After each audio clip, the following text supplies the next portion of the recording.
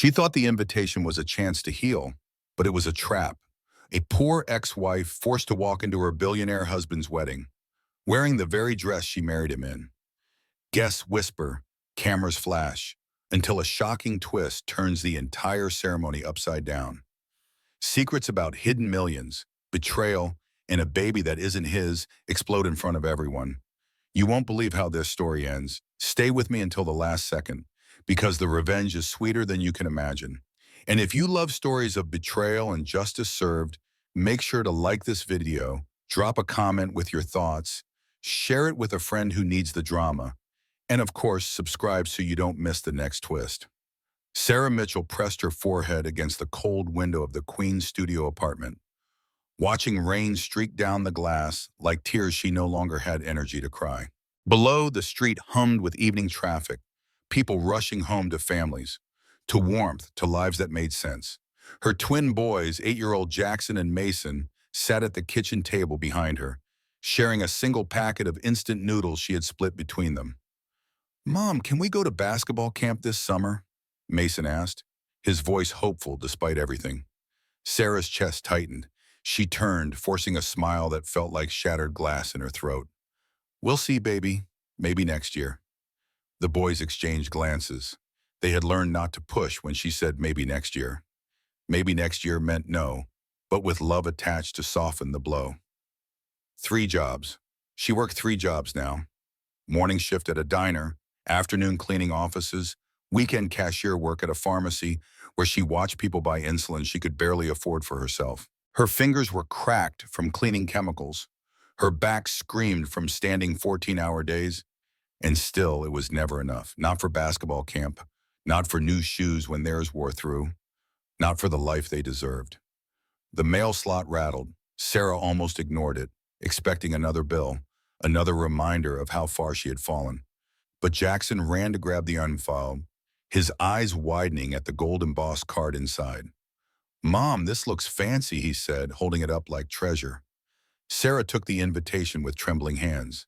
The paper was thick, expensive, the kind that whispered money with every fiber. Her name was written in perfect calligraphy across the front. She opened it slowly, already knowing who it was from before she read the words. "David Mitchell and Victoria Sterling request the honor of your presence at their wedding celebration. The Hamptons. $2 million affair. Black tie required." But it was the handwritten note at the bottom that made her stomach turn. "Come see what you gave up, David." She sank into the worn couch, the invitation falling to her lap. 2 years since the divorce. 2 years since David had thrown her out while she was 7 months pregnant with twins, claiming she was dragging him down, that she was nothing without him. 2 years of fighting for custody, of watching him parade his new life on social media while she rationed insulin and skipped meals so her boys could eat. "Is it from Dad?" Mason asked quietly. Sarah looked at her son, seeing David's jawline in his face, but none of his cruelty in his eyes. "Yes, baby, it's from your father." "Are we going to see him?" The question hung in the air like smoke from a fire that had long since burned everything to ash. Sarah stared at the invitation, at those 5 words that dripped with malice. Come see what you gave up. He wanted to humiliate her. That was the only reason for this invitation. David Mitchell, with his hedge fund millions and his Instagram influencer fiancée, wanted her to walk into his golden world so everyone could see how far she had fallen. He wanted to break her completely. Sarah stood, walking to her laptop, an ancient machine that wheezed when she opened it. She had been doing her taxes earlier, trying to squeeze every deduction from her meager income, when she had noticed something. A pattern in David's old financial records from their marriage, cryptocurrency transactions he had hidden, income he had never reported. Her fingers hesitated over the keyboard. She could ignore the invitation, stay in her small, safe world of struggle and survival. Or she could go to that wedding and find the evidence she needed to prove what he had stolen from her, from their children. The IRS had a whistleblower program. She had researched it extensively. If she could prove David's tax fraud, she could receive up to 30% of what the government recovered. It would change everything for her boys. But it would mean walking into that ballroom, facing the man who had destroyed her life, enduring whatever humiliation he had planned. She looked back at Jackson and Mason, at their hopeful faces, at the basketball camp brochure hidden under old magazines because Mason thought she had not seen him looking at it late at night. "Mom," Jackson said, "you okay?" Sarah picked up the invitation again. "Boys, how would you like to take a trip to the Hamptons?" 3 weeks before the wedding, Sarah stood outside the gleaming Manhattan office building, her reflection in the glass doors showing a woman she barely recognized. Exhausted, worn, defeated.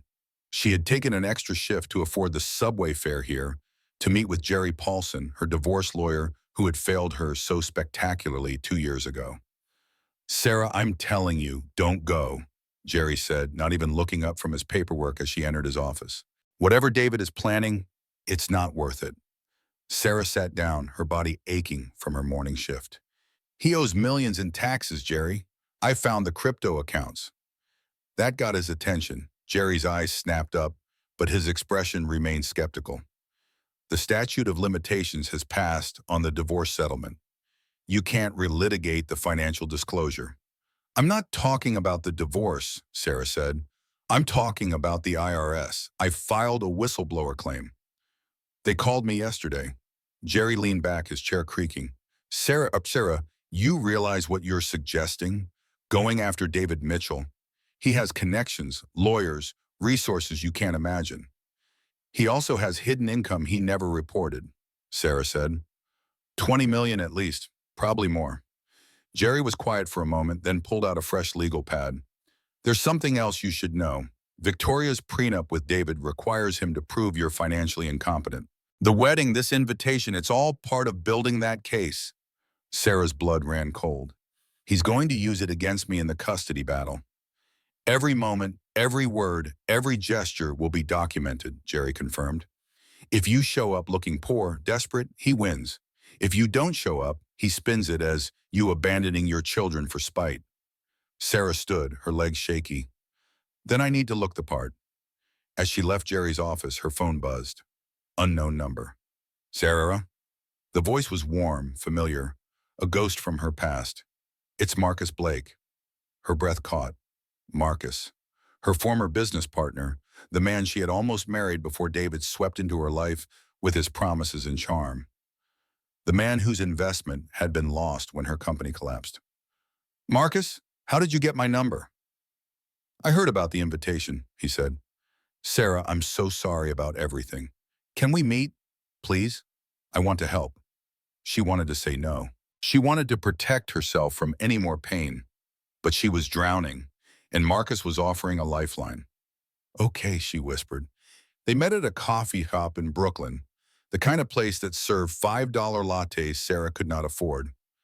Marcus paid, of course. He looked good, successful, his suit tailored and his watch expensive. Everything she was not anymore. "You look tired," he said gently. Sarah almost laughed. Tired was a universe away from what she was. "It's been a long 2 years." "I know David destroyed your company," Marcus said. "I lost $3 million when it went under." Sarah flinched. "Marcus, I'm sorry. I tried everything to save it." "It wasn't your fault," he said, reaching across the table to touch her hand. "It was David's. I know that now." His touch was warm, familiar. For a moment, she remembered what it felt like to be cared for, to be seen as more than a failure. "Let me help you," Marcus continued. "My friend Charlotte is a designer. She'll dress you for the wedding. You'll walk in there like a queen, not a victim." "I can't afford—" "My treat," Marcus interrupted. "Please, Sarah, let me do this. You deserve to hold your head high." Sarah felt tears threatening. After 2 years of fighting alone, someone was finally offering help. "Weeba," she whispered.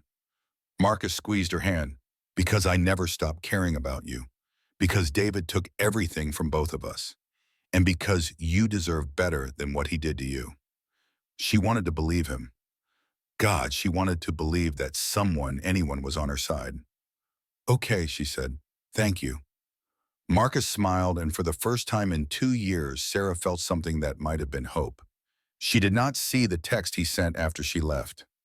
Did not see the recipient's name, David Mitchell. Did not see the message. She took the bait. Everything is going according to plan. The morning of the preparation began with Sarah injecting her last unit of insulin, the vial empty, her hands shaking as she calculated how many hours she had before her blood sugar would spike beyond control. $20 in her account. Payday was 3 days away. The pharmacy wanted $140 for a new vial. "Mom, are you okay?" Jackson asked, watching her from the doorway. Sarah smiled, hiding the empty vial. "I'm fine, sweetheart. Just getting ready for tonight." Tonight, David's wedding. The thought made her stomach churn, but the IRS agent's words echoed in her mind from their secret phone call yesterday. "We need him on record, Mrs. Mitchell. If he brags about the crypto, if he admits to hiding assets, we can move forward." Marcus picked her up at noon in a black BMW, the leather seats soft beneath her worn clothing. "Charlotte's studio is in Soho," he asked. "She's excited to meet you." Sarah watched Queens fade into Manhattan, worlds shifting with each mile. "Marcus, I need to tell you something. I've been in touch with the IRS about David's hidden assets." Marcus glanced at her, his expression unreadable. Smart. He deserves everything coming to him. The studio was a temple of fashion, mannequins draped in silk and in satin, mirrors reflecting infinite possibilities. Charlotte air-kissed Sarah's cheeks, her smile bright and professional. "Marcus told me everything," Charlotte gushed. "We're going to make you absolutely stunning. That ex-husband won't know what hit him." Sarah tried on dress after dress, each one more beautiful than anything she had worn in years. Charlotte selected a midnight blue gown that hugged her figure, hiding the weight she had lost from stress and skipped meals. "Perfect," Charlotte declared. "You look like $1,000,000. Sarah was changing back into her regular clothes when she heard Charlotte on the phone in the next room. The walls were thin, Charlotte's voice clear. "Yes, Mr. Mitchell, she's here now." A pause. "The midnight blue, just as you requested. Oh, she looks beautiful. The humiliation will be so much sweeter when she realizes you paid for everything." Sarah's blood turned to ice. She pressed her hand against the wall to steady herself, her chest tight, her breathing shallow. David had orchestrated this. Marcus had betrayed her. Again.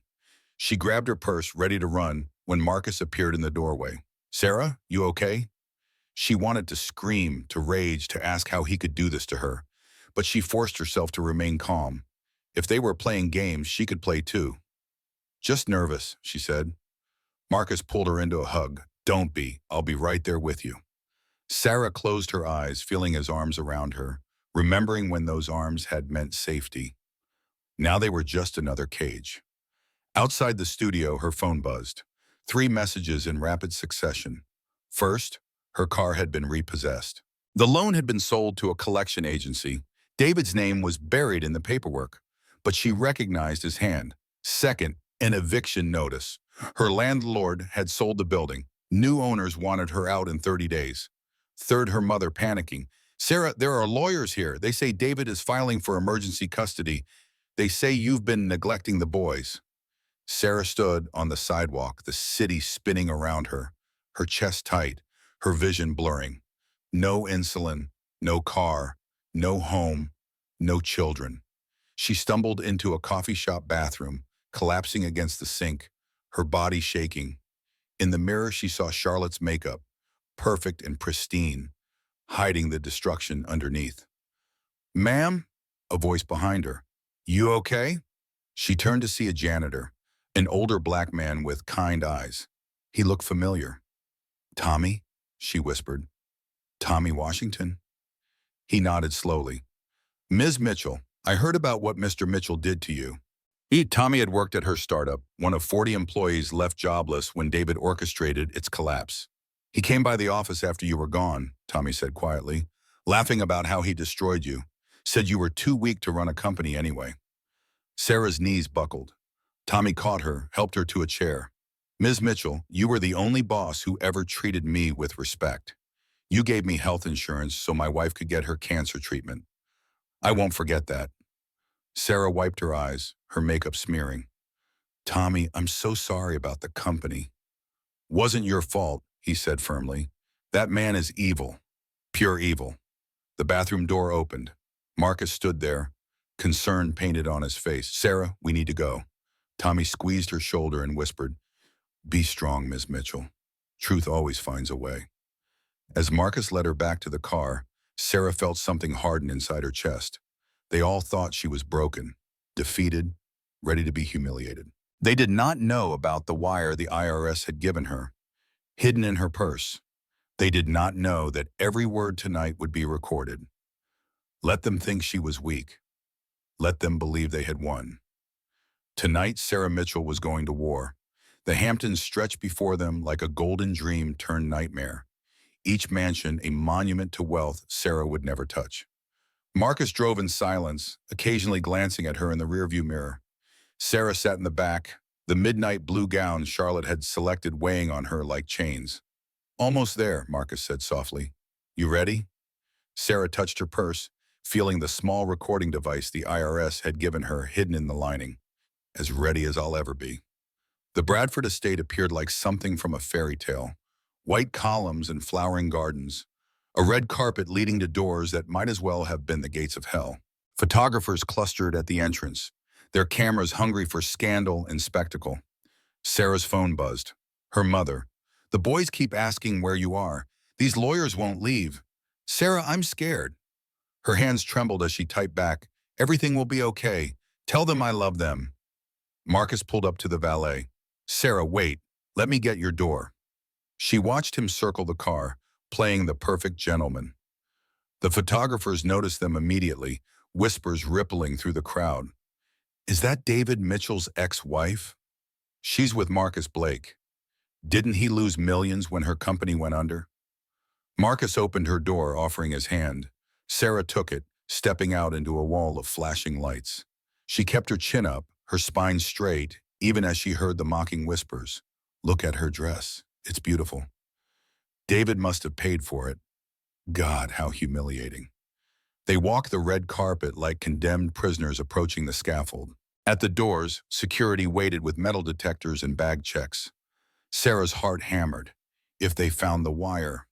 Purse, please, the guard said. Sarah handed it over, holding her breath. The guard glanced inside, then froze. He pulled out her insulin kit, holding it up. No medical supplies without prior authorization, he said loudly, ensuring everyone nearby heard. Please, Sarah whispered. I'm diabetic. I need that. The guard shrugged. Rules are rules. You can collect it when you leave. Marcus stepped forward. Come on, man. She needs her medication. Mr. Mitchell's orders were very specific, the guards said. Come on. No exceptions. Sarah felt the trap closing. David knew about her diabetes. He was counting on her blood sugar spiking, making her weak, vulnerable, easy to humiliate. It's fine, she said, though it was anything but fine. She had maybe 3 hours before the symptoms would start, 4 before it became dangerous. They entered the ballroom and Sarah's breath caught. It was magnificent and terrible. Crystal chandeliers casting rainbow light across marble floors, orchids and roses creating a garden of excess. 500 guests mingled with champagne flutes, their jewelry worth more than Sarah would earn in a lifetime. And there, at the center of it all, stood David. He had not changed much in 2 years. Same perfect hair, same predator's smile, same eyes that could strip a person down to nothing. Beside him stood Victoria Sterling, her Instagram perfect beauty wrapped in a dress that cost more than Sarah's annual income. David saw her immediately. His smile widened. Sarah, he called out, his voice carrying across the room. You came. Every head turned, every conversation stopped. 500 pairs of eyes fixed on Sarah as David approached, Victoria gliding beside him like a shark scenting blood. You look, David paused, letting his eyes travel over her dress, her face, her everything. Expensive. Did you rob a bank? Nervous laughter rippled through the crowd. Marcus helped me, Sarah said quietly. David's eyes flicked to Marcus, something passing between them that made Sarah's stomach turn. How generous of him. Tell me, Marcus, does she know? Know what? Sarah asked. David's smile was poison. That Marcus here is my newest business partner. We've been working together for what, 6 months now? The room spun. Sarah looked at Marcus, seeing the truth in his guilty expression. Sarah, I can't explain, Marcus started. Explain what? David interrupted. That you came to me after losing everything in her failed company? That you wanted revenge as much as profit? That everything tonight, the dress, The invitation, even you being here, was orchestrated by us? Sarah felt herself fragmenting, breaking apart piece by piece. But she forced herself to remain standing, to keep breathing, to remember the wire recording every word. "Why me?" she whispered to Marcus. Marcus's mask finally slipped. "You chose him over me, Sarah. And then your company failed and took my fortune with it. I lost everything because of you." "The company failed because David sabotaged it," Sarah said. "The company failed because you were weak," Marcus spat. "Just like David said." Victoria laughed, a sound like breaking glass. "Oh, this is even better than we planned. Should we tell her the rest, darling?" David pulled Victoria close, his hand on her barely visible baby bump. "My beautiful bride is pregnant. We're going to have the family I always wanted, with a woman who's actually worthy of the Mitchell name." Sarah's legs trembled, but she stayed upright. Around her, guests whispered and snickered, their judgment thick as smoke. "Congratulations," Sarah said, her voice steady despite everything. David's eyes narrowed. He had expected tears, begging, collapse, not this quiet dignity. "Security," he called. "Bring the boys in." Sarah's heart stopped. "What?" The side doors opened. Jackson and Mason walked in, confused and frightened, each held by a security guard. They were dressed in little suits, their faces bright with hope that dimmed when they saw the crowd, the cameras, their mother standing alone in the center of it all. "Mommy?" Mason called out. "I thought the boys should see this," David announced to the crowd. "They should understand what kind of mother they have. Weak, poor, pathetic." That was when Sarah understood. This was not just about humiliation. This was about destroying her completely, taking her children, erasing her from existence. But David had made one mistake. He had given her everything she needed, all of it recorded, all of it evidence. The storm was coming, and David Mitchell had no idea he was standing directly in its path. The ballroom fell silent as Jackson and Mason stood in the doorway, their small faces crumpled with confusion. They looked so young in their little suits, dwarfed by the security guards flanking them. Sarah's heart shattered and reformed with each breath, maternal rage warring with the need to stay calm, to play this game until the bitter end. "Boys," David said, his voice carrying across the marble expanse. "Come here. Stand with your father." Mason looked at Sarah, his eyes questioning. She nodded, though it killed her to do so. The twins walked slowly across the ballroom, 500 guests watching their every step. "Ladies and gentlemen," David announced, raising his champagne glass. "Tonight isn't just about celebrating my marriage to Victoria. It's about new beginnings, about leaving the past where it belongs." A screen descended from the ceiling behind him. Sarah's stomach dropped as she recognized the first image. Her entering a food bank, head down, carrying empty bags. "You see," David continued, "some people rise to challenges. Others?" The image changed. Sarah in her janitor's uniform, mopping an office floor at 2 in the morning. Others just weren't meant for success. The crowd murmured, some sympathetic, most cruel. Victoria smiled, her hand on her belly, the picture of fertile prosperity. More images flashed. Sarah at the welfare office. Sarah selling her engagement ring at a pawn shop. Sarah crying in her car after another failed job interview. "Where did you get these?" Sarah asked, though she already knew. "Private investigators are thorough," David said. "I needed to document everything for the custody case. Judges need to know what kind of environment my children are living in." Marcus stepped away from Sarah, aligning himself with David. "I provided some footage too," he said, "from when I visited her apartment. Images of Sarah's cramped studio filled the screen, the boy's mattress on the floor, the empty refrigerator." "That was taken out of context," Sarah said. "Context?" David laughed. "The context is failure, Sarah. You failed as a wife, as a business owner, and as a mother." "Daddy, stop," Jackson said quietly. David ignored him. "But the best part, the absolute best part, is this." The screen changed to security footage from their old home. Date stamp, 3 years ago. Sarah, heavily pregnant, being wheeled into an ambulance. While my ex-wife was in the hospital giving birth to the twins, the image split-screened. The other half showed David entering their home with a woman Sarah recognized as his secretary.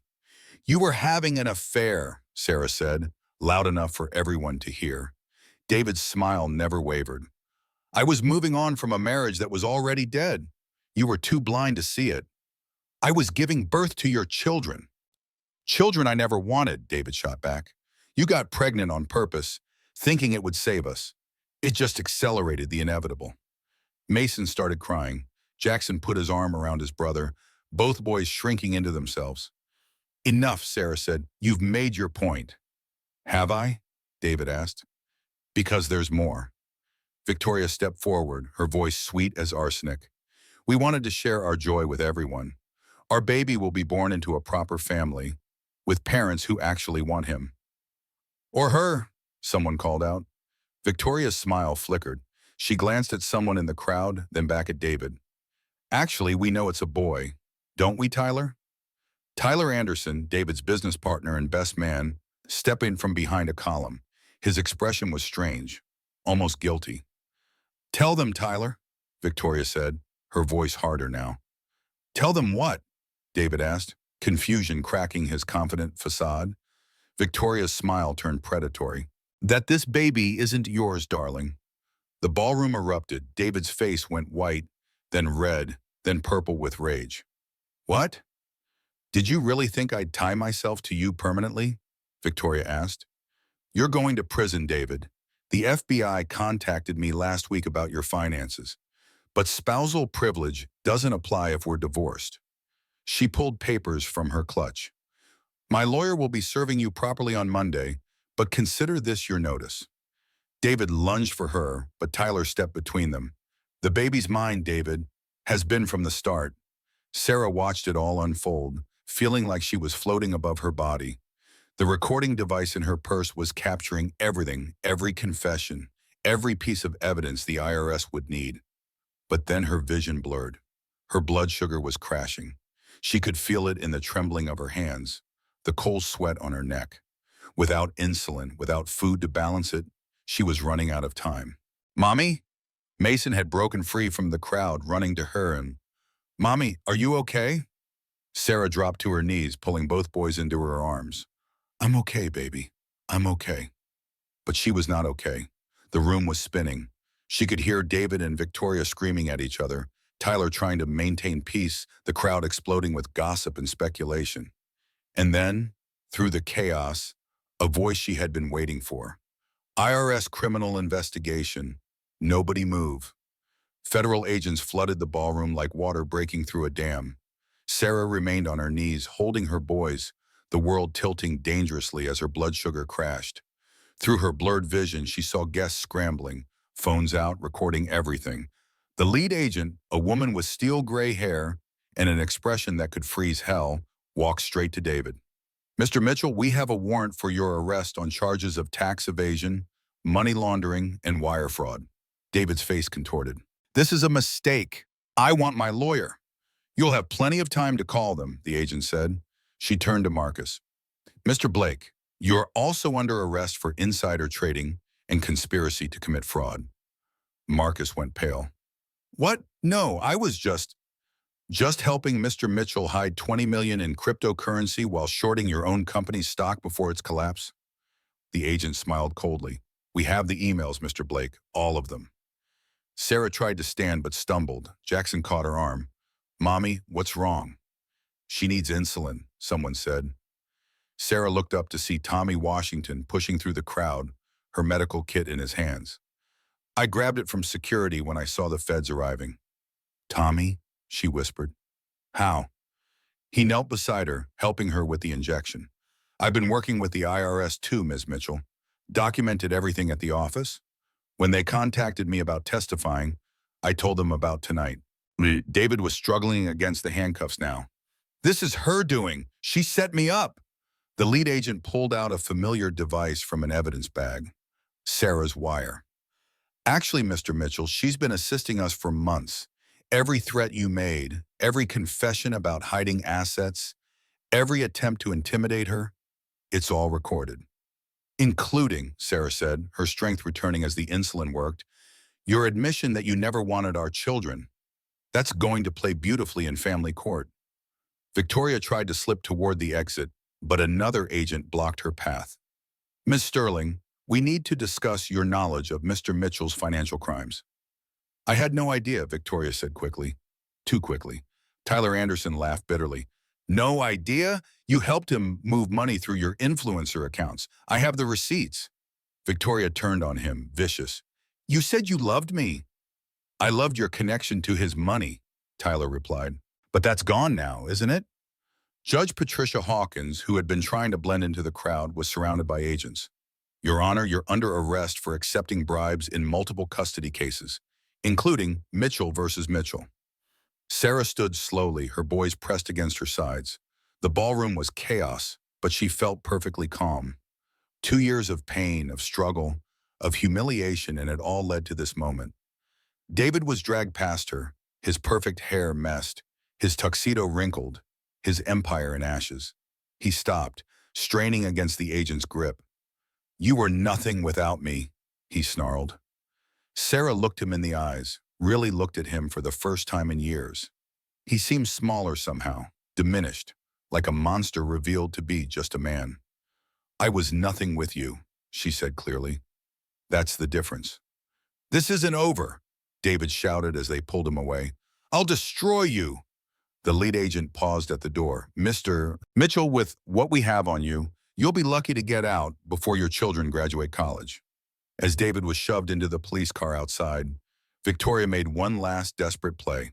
She grabbed a microphone from the DJ stand. I'm pregnant, she announced. You can't arrest a pregnant woman. The agent beside her sighed. Ma'am, that's not how the law works. Tyler stepped forward. And for the record, everyone, that baby isn't David's. It's mine. We've been together since before their engagement. The crowd gasped. Someone actually applauded. Victoria dropped the microphone, her perfect facade finally cracking completely. Marcus was the last to be let out.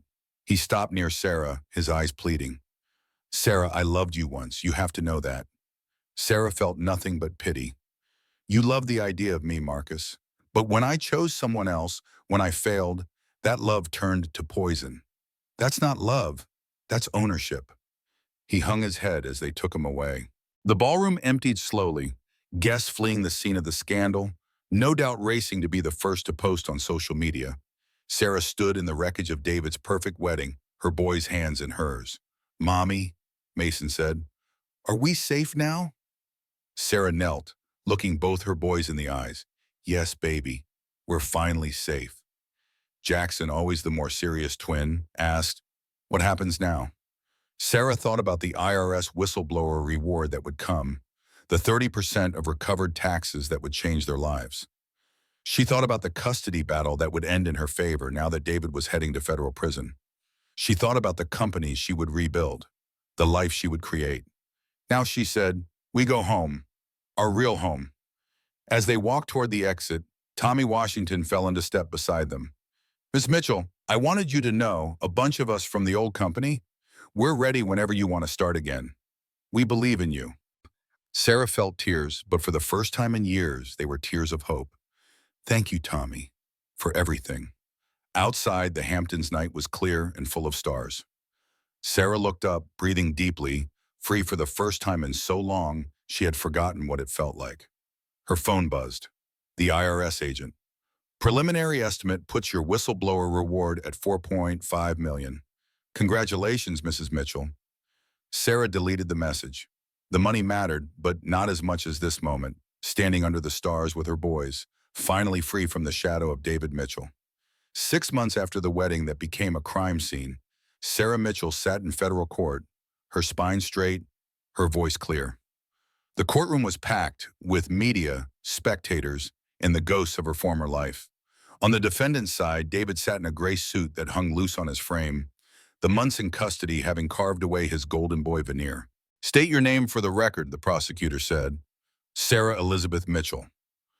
Mrs. Mitchell, can you describe your financial situation when you received the wedding invitation? Sarah looked directly at David. He tried to hold her gaze but looked away first. I was working 3 jobs to support my twin sons, morning shifts at a diner, afternoon cleaning offices. weekend pharmacy work. My diabetic medication cost more than I could afford. We were facing eviction. And Mr. Mitchell knew about your situation? He orchestrated it, Sarah said.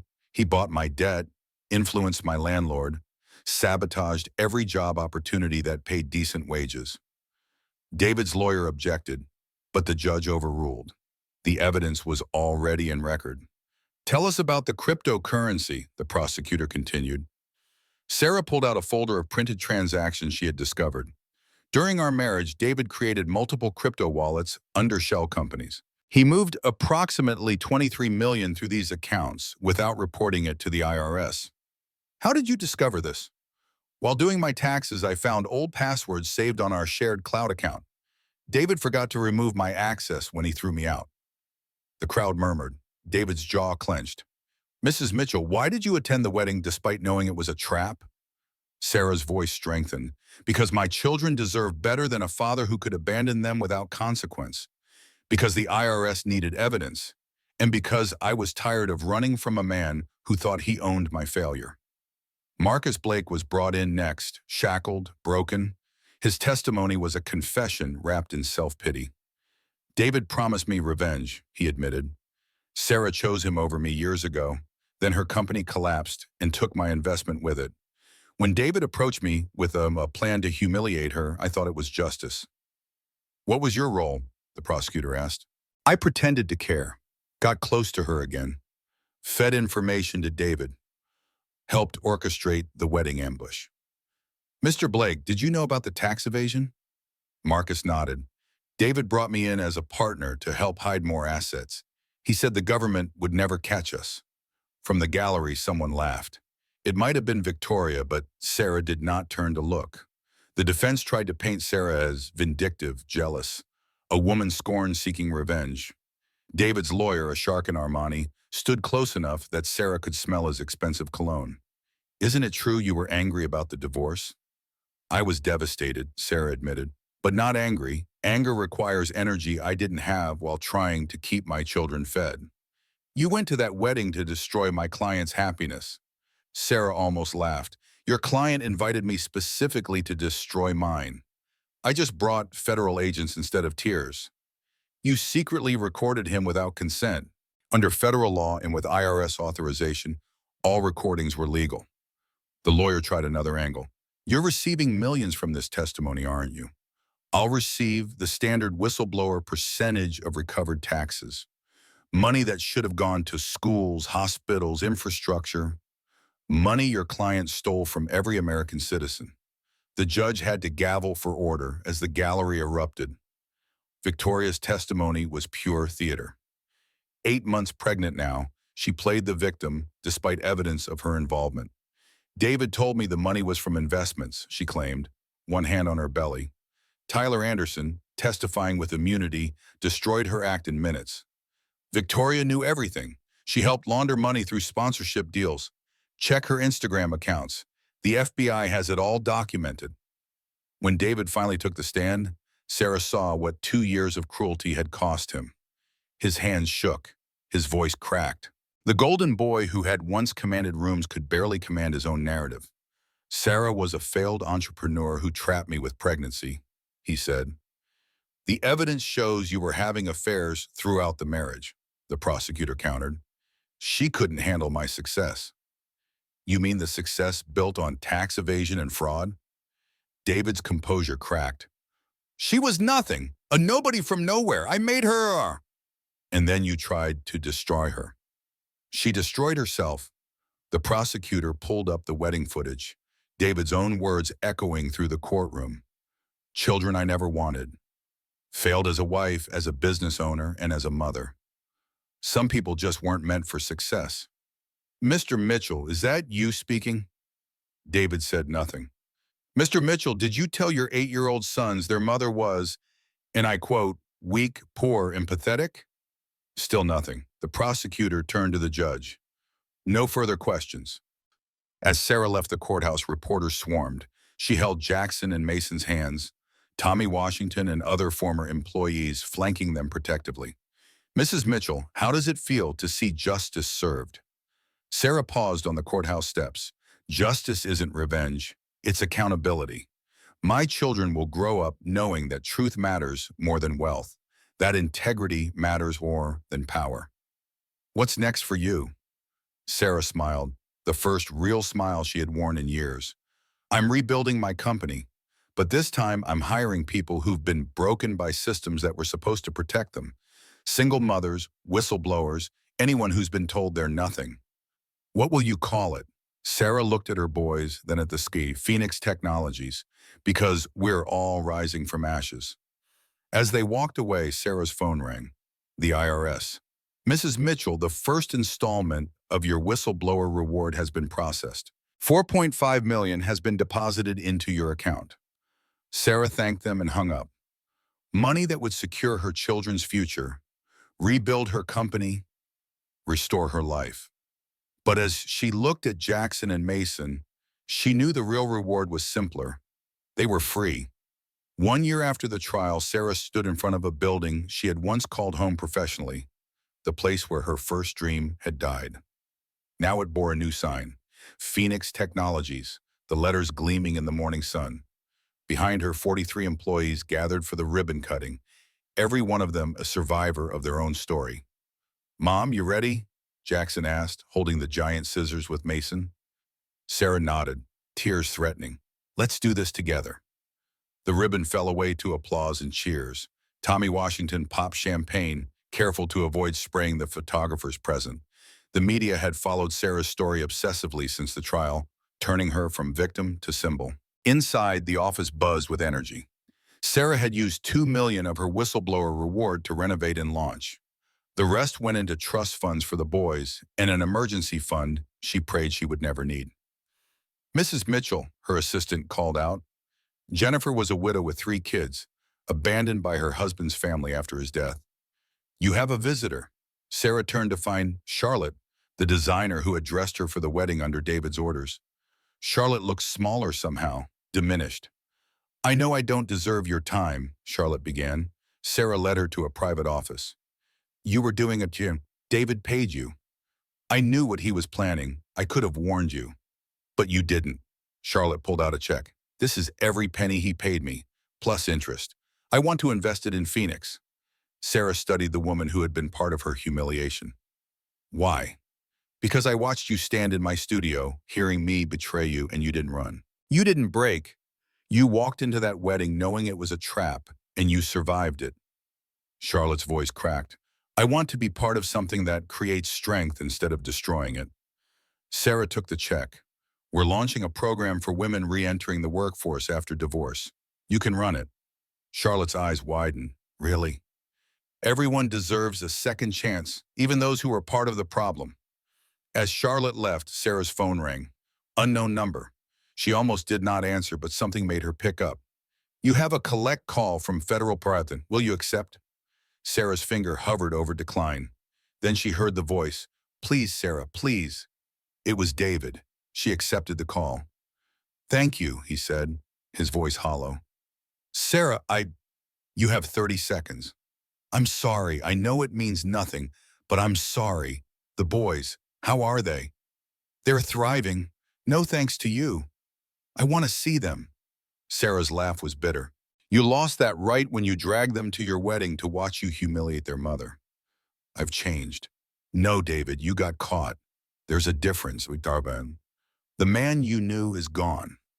Sarah thought about that, about the golden boy who had swept her off her feet with promises, who had turned those promises into weapons. The man I knew never existed. He was just a performance. This is who you always were. Sarah, your 30 seconds are up. She hung up. Her hands were steady, her heart rate normal. David Mitchell no longer had any power over her. That afternoon, Phoenix Technologies held its first board meeting. Sarah sat at the head of the table, surrounded by people who had believed in her when she could barely believe in herself. Our first client is requesting a meeting, Tommy announced. It's a big one, Fortune 500. Who? Tommy grinned. The IRS. They want us to build their new whistleblower tracking system. The room erupted in laughter and applause. The irony was delicious. As the meeting continued, Sarah's mind drifted to Marcus, serving 3 years for insider trading, to Victoria under house arrest, Her influencer career destroyed, raising Tyler's son alone after he fled the country. To Judge Hawkins, disbarred and facing her own trial, they had all thought her weak. They had all tried to break her. They had all failed. That evening, Sarah attended Jackson and Mason's basketball game. They had made the team, their camp fees paid, their uniforms new. As she sat in the bleachers, other parents nodded respectfully. Some had followed the trial, knew her story. "Mom," Mason called out after scoring, "did you see that?" "I saw everything, baby." Her phone buzzed, and another call from federal prison. David again. This time, she did not even look at the screen. She turned to the mother beside her, pointed at the court. "Number 12, that's my son Jackson. He's playing point guard." The woman smiled. "He's talented. You must be proud."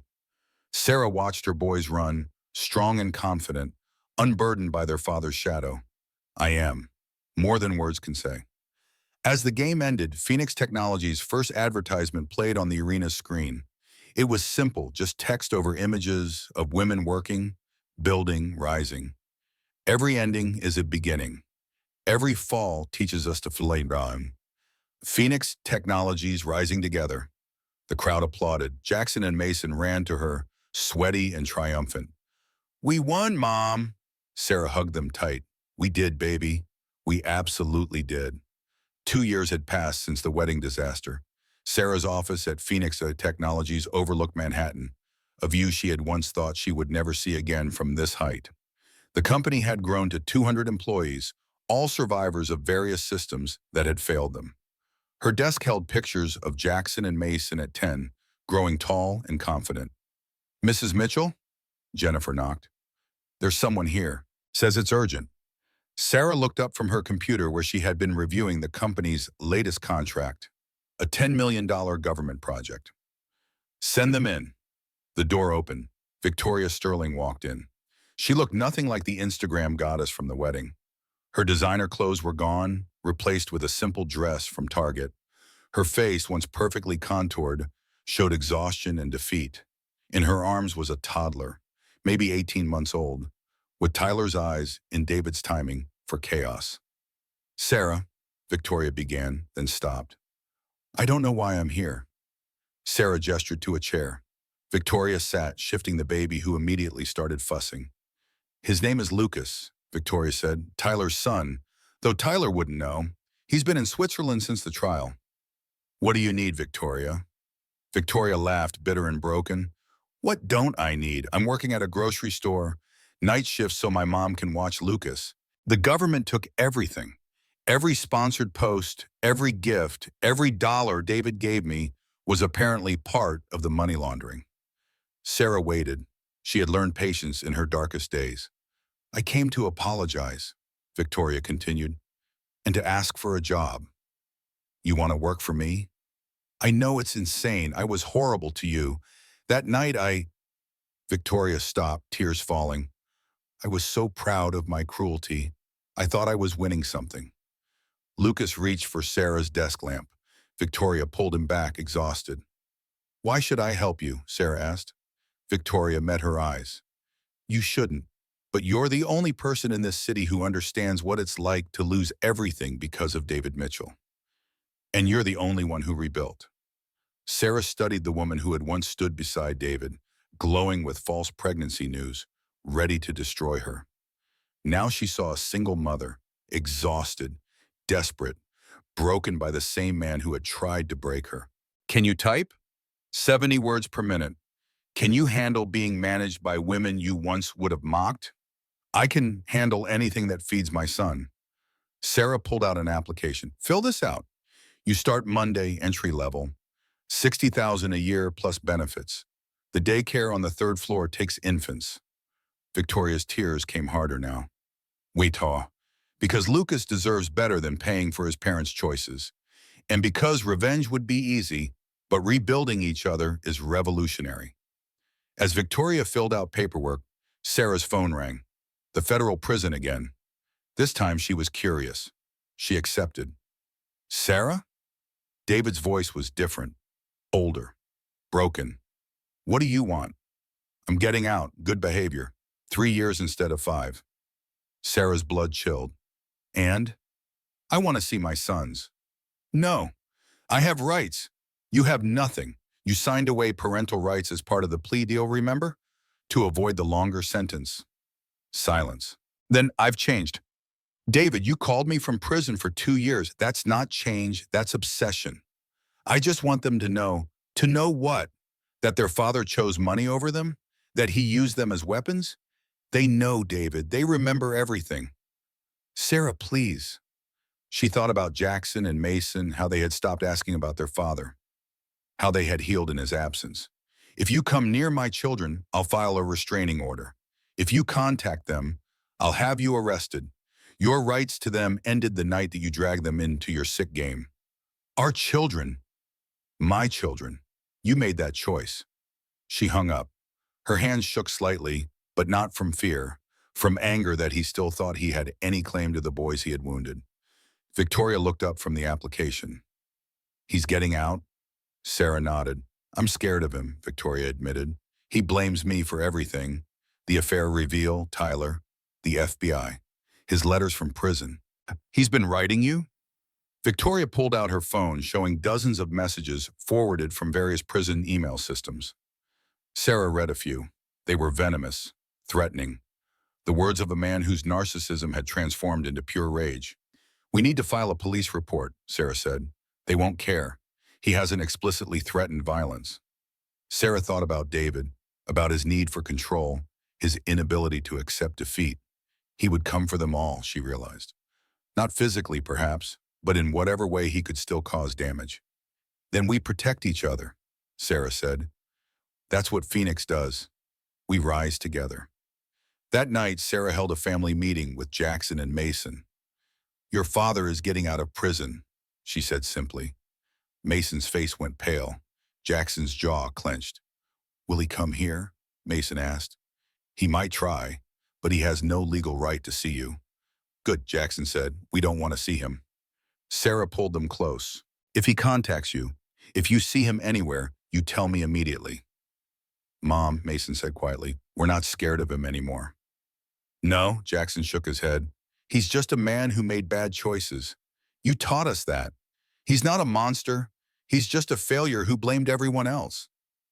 Sarah's heart swelled with pride and pain. Her boys had grown wise beyond their years, forged in fires they should never have faced. 3 weeks later, David Mitchell walked out of federal prison. The media was waiting. He looked older, thinner, his golden glow replaced with prison pallor. Mr. Mitchell, any comments? David looked directly into the cameras. I made mistakes. I'm ready to rebuild my life. Will you contact your ex-wife? His smile was cold. Sarah and I have unfinished business. Watching from her office, Sarah felt the old fear try to creep in. But then she looked around at Phoenix Technologies, at the empire built from ashes, at the women and men who had survived their own David Mitchells. He could try to come for her, but this time she would not face him alone. This time she was ready. The confrontation came on a Tuesday morning, 3 weeks after David's release. Sarah was walking Jackson and Mason to school, a routine she cherished when she saw him. David stood across from the school, his appearance altered by prison, but his posture still radiating the arrogance that had once made her feel small. Take your brother inside, Sarah told Jackson quietly. Tell security there's an issue. Jackson saw his father and instinctively stepped in front of Mason. Mom, duh, go now! The boys ran into the school. Sarah crossed the street, her heart steady, her spine straight. Hello, Sarah. David's voice was different, rougher, but still carrying that undertone of ownership. You're violating the restraining order by being within 500 feet of the boys' school. David smiled, the expression not reaching his eyes. I'm on a public sidewalk. Leave now. I lost everything because of you, and Sarah actually laughed. You lost everything because you're a criminal who thought you were untouchable. I'm going to rebuild. I'm going to take back everything. With what? Your assets are frozen. You're a convicted felon. No firm will hire you. David stepped closer. Sarah didn't step back. I know people. I know secrets. I know how to destroy you. You already tried that. How did it work out? His face twisted. This isn't over. Yes, David, it is. Sarah pulled out her phone, showing him the recording app. This conversation is being streamed to my security team and my lawyer. You've just violated your parole by threatening me. Police sirens wailed in the distance, getting closer. David's confidence cracked. You called them? The school did. The moment the boys reported you. See, David, you still think you're playing chess while everyone else plays checkers, but you're not even on the board anymore. Two police officers approached. David Mitchell? He turned, his shoulders sagging. You're under arrest for violating a restraining order and making terroristic threats. As they cuffed him, David looked back at Sarah. Why couldn't you just stay broken? Sarah stepped closer, close enough that only he could hear. Because broken things either stay broken or become stronger at the mended places. You broke me, David, but I mended with gold. They took him away. This time, according to her lawyer's call an hour later, he would serve the full remainder of his original sentence plus additional time. No early release. No good behavior. That afternoon, Phoenix Technologies held its quarterly meeting. Sarah stood before her employees, many of whom had been following the morning's drama on social media. David Mitchell was arrested today, she announced. He violated his restraining order and threatened me. Murmurs rippled through the room.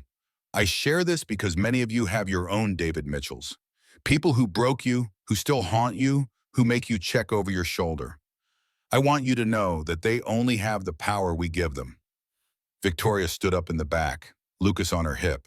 In 6 months, she had risen from entry level to department coordinator, her work ethic fierce and desperate. Sarah's right, Victoria said. I was a David Mitchell once. I participated in cruelty because I thought it made me powerful. It just made me empty. Real power is what we're building here. Applause filled the room. Sarah noticed Charlotte wiping tears, Tommy nodding with pride, Jennifer taking notes for the company newsletter. Phoenix Technologies is announcing a new initiative, Sarah continued. Free legal services for any employee dealing with domestic abuse, custody battles, or stalking. We protect our own. The applause became thunderous. That evening, Sarah took the boys to their favorite restaurant to celebrate. They were laughing over pizza when Marcus Blake walked in. He had been released early, his sentence reduced for cooperation.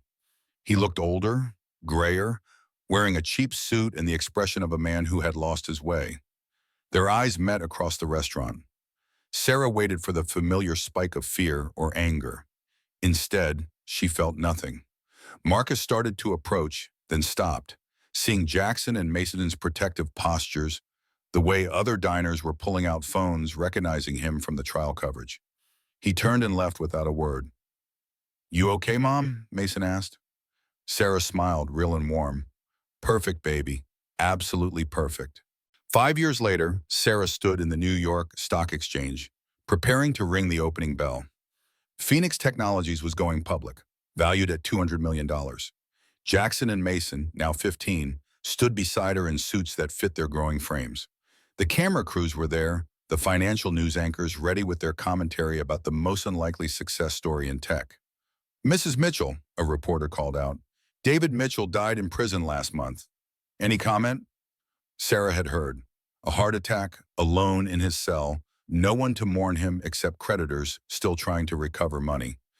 I wish he had chosen differently, she said simply, for our children's sake. The bell rang, the sound echoing through the building and across the trading floor.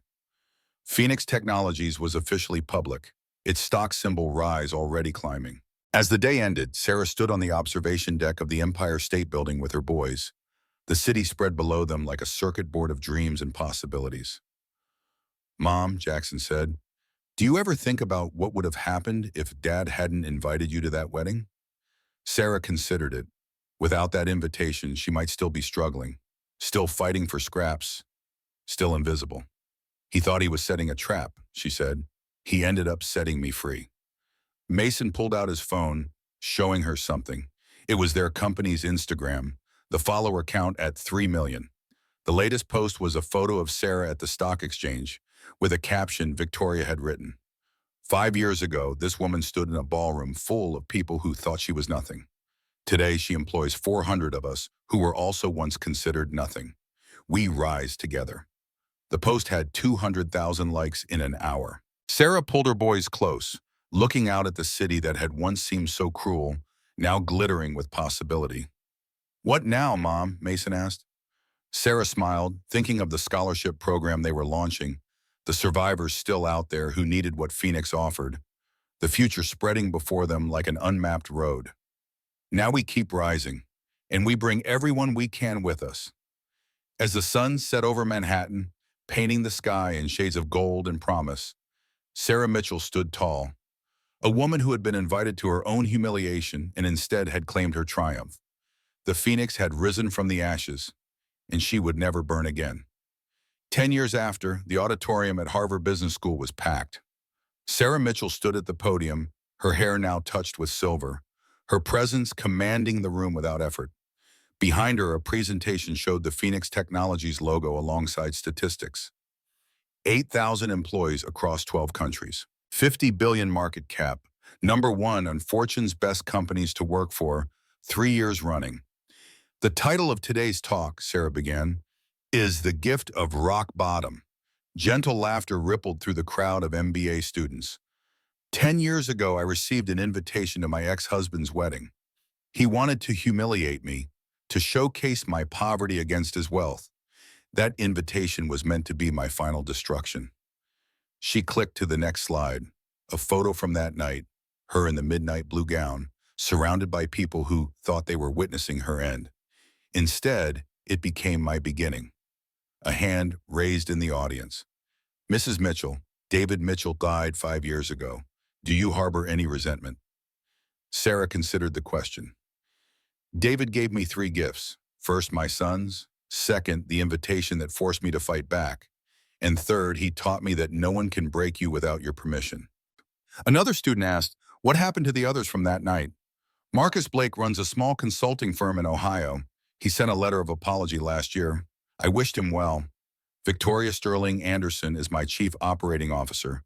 She's brilliant, ruthless in the best way, and has helped build Phoenix into what it is today. Her son Lucas is best friends with my boys."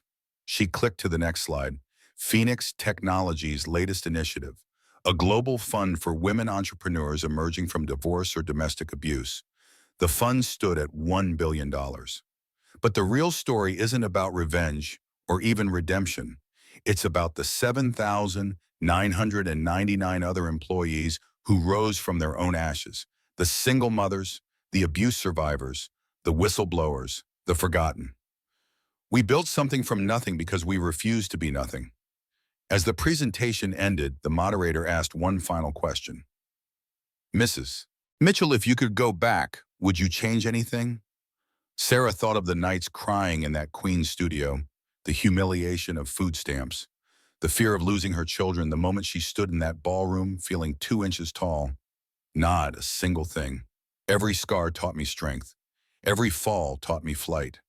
And that wedding invitation? I have it framed in my office right next to my Harvard MBA, my company's IPO certificate, and pictures of my sons at their high school graduation. The audience erupted in applause. As Sarah left the stage, her phone buzzed. Jackson, now at MIT studying engineering, had sent a photo from his robotics lab with a message. "Watching your speech online, Mom. We're so proud of you." Mason at Yale for pre-law had texted, "Mom, you're trending again. # Phoenix Mom, # rise from ashes." Sarah smiled, walking out into the Boston afternoon. A young woman approached, nervous and determined. "Mrs. Mitchell, I'm nobody, just a student, but I wanted to say—" Sarah stopped her gently. "You're not nobody. Nobody is nobody. What's your name?" Emma Rodriguez. I'm here born on scholarship, first in my family to go to college. My mom cleaned houses to pay for my prep courses." "Your mother sounds like a phoenix," Sarah said. "Give her my card. We're always hiring warriors." As Emma walked away, clutching the business card like gold, Sarah's driver opened the car door. "Where to, Mrs. Mitchell?" "Home," she said. "My sons are coming for dinner." The car pulled away from Harvard, heading back to New York, to the penthouse she had bought not for its luxury, but for its view of the Queen's studio apartment where she had once lived. She kept that view as a reminder.